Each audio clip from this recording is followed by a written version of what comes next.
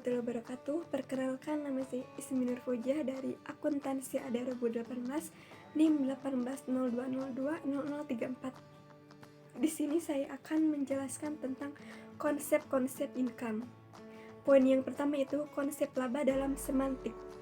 Konsep laba dalam semantik berkaitan dengan masalah makna apa yang harus dilekatkan oleh perekayasa pelaporan pada simbol atau elemen laba sehingga laba bermanfaat dan bermakna sebagai informasi.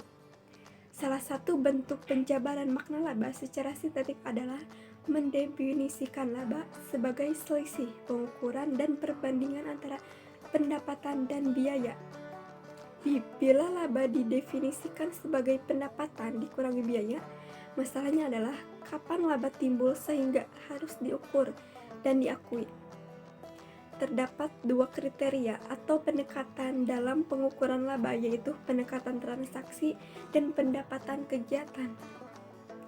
Poin yang kedua yaitu konsep laba dalam sintaksis. Meskipun akuntansi mendefinisikan pada interpretasi dunia nyata atau laba akuntansi atau dampak perilakunya, baik kemampuan produktifnya maupun relevansinya secara umum dalam proses pembuatan keputusan. Operating income atau laba operasi menunjukkan jumlah yang tersisa dari sales selesai dikurangi dari cost of goods sold atau harga pokok penjualan, depreciation atau penyusutan, biaya penjualan dari tahun ke tahun. Poin yang ketiga yaitu konsep laba dalam pragmatis. Tataran pragmatis dalam teori akuntansi berkepentingan untuk menentukan apakah pesan sampai kepada penerima dan mempengaruhi perilaku sebagai diarah. Teori akuntansi pragmatis memusatkan perhatiannya pada pengaruh informasi terhadap perubahan perilaku pemakai informasi akuntansi. Informasi diharapkan mempunyai pengaruh kalau informasi tersebut benar-benar digunakan oleh para pemakai, karena menurut persepsi pemakai, informasi tersebut mempunyai manfaat, kualitas, atau nilai informasi. Bila dikaitkan dengan laba atau income, tataran ini membahas apakah informasi laba bermanfaat atau apakah informasi laba nyatanya digunakan. Kalau memang digunakan untuk kepentingan apa, informasi laba digunakan sebagai angka laba benar-benar harus disediakan. Terima kasih. Wassalamualaikum warahmatullahi wabarakatuh. Assalamualaikum warahmatullahi wabarakatuh. Perkenalkan, nama saya Muhammad Salman dari Akuntansi A 2018. Di sini saya akan menjelaskan tentang karakteristik income. Pertama ada kenaikan aset. Pendapatan dinyatakan ada atau timbul harus terjadi transaksi atau kejadian yang menaikkan aset atau menimbulkan aliran masuk aset. Tidak ada batasan bahwa aset harus berupa kas atau alat liquid yang lain. Akan tetapi, tidak semua kenaikan aset dapat menimbulkan sumber pendapatan. 2. Operasi utama berlanjut.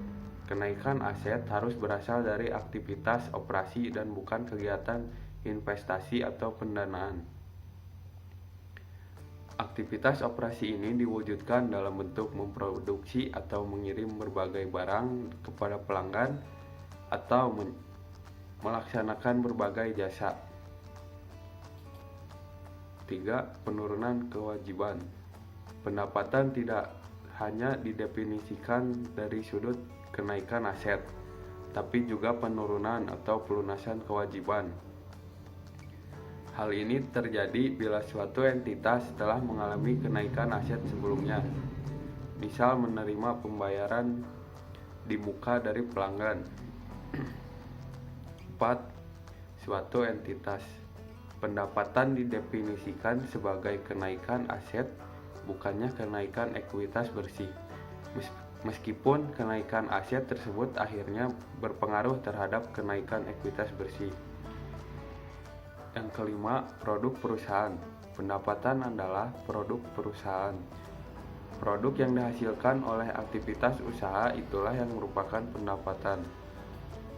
Yang keenam, pertukaran atau exchange.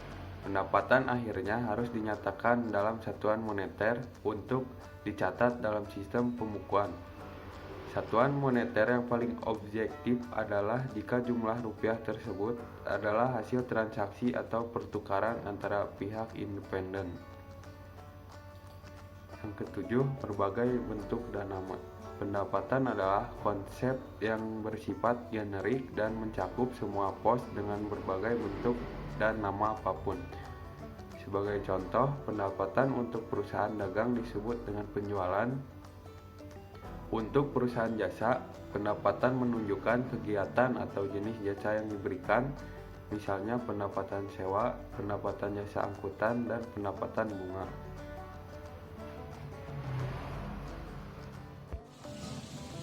Perkenalkan, nama saya Marcelino Alexander, NIM 1802020037 dari Akuntansi A, Universitas Perjuangan.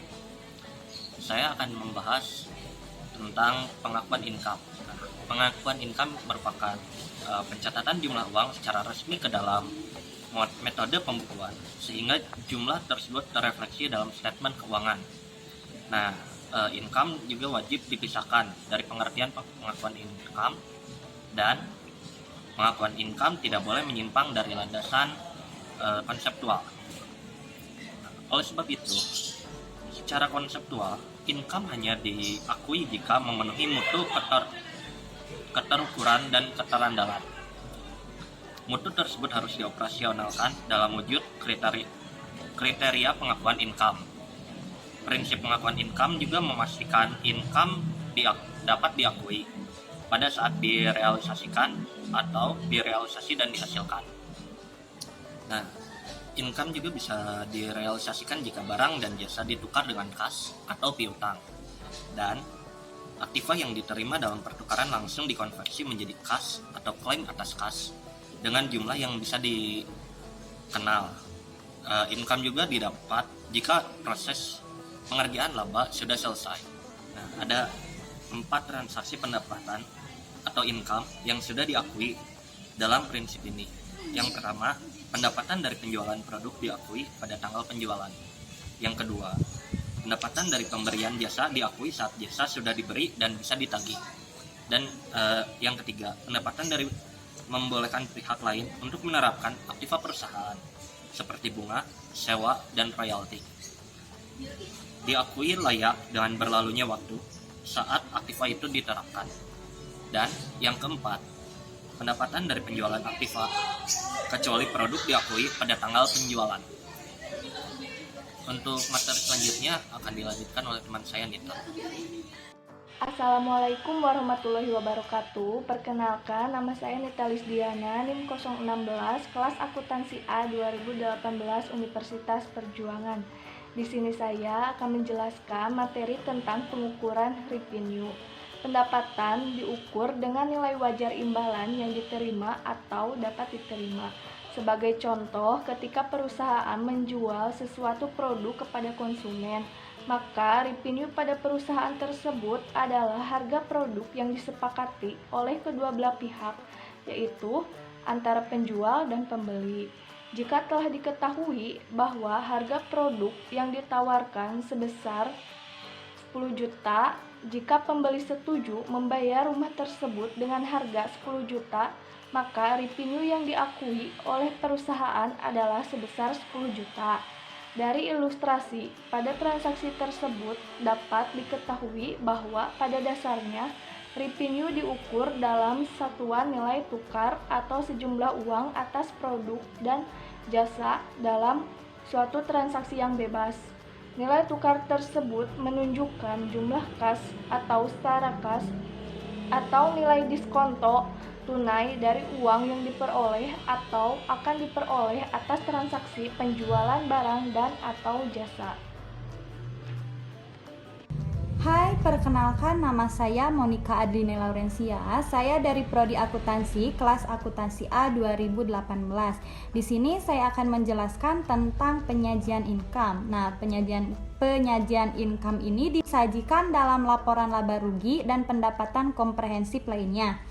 Nah, tujuannya yaitu untuk mengetahui rincian sebuah penghasilan, yaitu dengan adanya pendapatan dan keuntungan. Penyajian laba berdasarkan masalah konseptual adalah pemisahan pelaporan pos-pos transaksi dengan pemilik. Nah, pos-pos operasi dalam arti luas dilaporkan melalui laporan laba rugi, sedangkan pos-pos yang jelas merupakan transaksi modal yang dilaporkan melalui statement laba ditahan dan statement perubahan ekuitas. Sudah saya sebutkan tadi bahwa income ini meliputi pendapatan dan keuntungan. Nah, di mana pendapatan ini timbul dalam pelaksanaan yang disebut dengan penjualan, bunga, penghasilan jasa, royalti, dan sewa. Nah, sedangkan kalau keuntungan ini timbul dari transaksi esensial di luar perusahaan yang dapat menambah pendapatan. Posisi income ini disajikan dalam laporan keuangan dengan posisi paling utama, paling atas ya, sebelum biaya-biaya. Karena apa? Karena income yaitu aliran utama keuangan dalam posisi laporan keuangan, maka dari itu income disajikan dalam laporan keuangan itu posisinya paling atas, paling utama, paling spesial. Nah, terus income juga dapat disajikan laporan keuangan dengan berbagai cara supaya dapat menghasilkan informasi yang relevan untuk membuat keputusan ekonomi. Hai teman-teman, Assalamualaikum warahmatullahi wabarakatuh. Perkenalkan, nama saya Gita Nur Aulia. Saya dari kelas Akuntansi A 2018 dan di sini saya akan menyampaikan materi mengenai pengungkapan income. Menurut pernyataan standar akuntansi keuangan nomor 23 mengenai pengungkapan pendapatan atau income, perusahaan harus mengungkapkan sebagai berikut. Yang pertama yaitu kebijakan akuntansi yang dianut untuk pengakuan pendapatan, termasuk metode yang dianut untuk menentukan tingkat penyelesaian transaksi penjualan jasa. Kebijakan yang dimaksud yaitu pertama, pengakuan pendapatan premi dan penentuan liabilitas manfaat polis masa depan serta premi yang belum merupakan pendapatan. Yang kedua yaitu transaksi reasuransi terhadap sifat, tujuan, dan dampak transaksi reasuransi tersebut terhadap operasi entitas. Dan yang ketiga, pengakuan beban klaim dan penentuan estimasi klaim tanggungan sendiri. Yang kedua yaitu jumlah setiap kategori signifikan dari pendapatan diakui selama periode tersebut, termasuk pendapatan dari penjualan barang, penjualan jasa, bunga, dividen, dan royalti.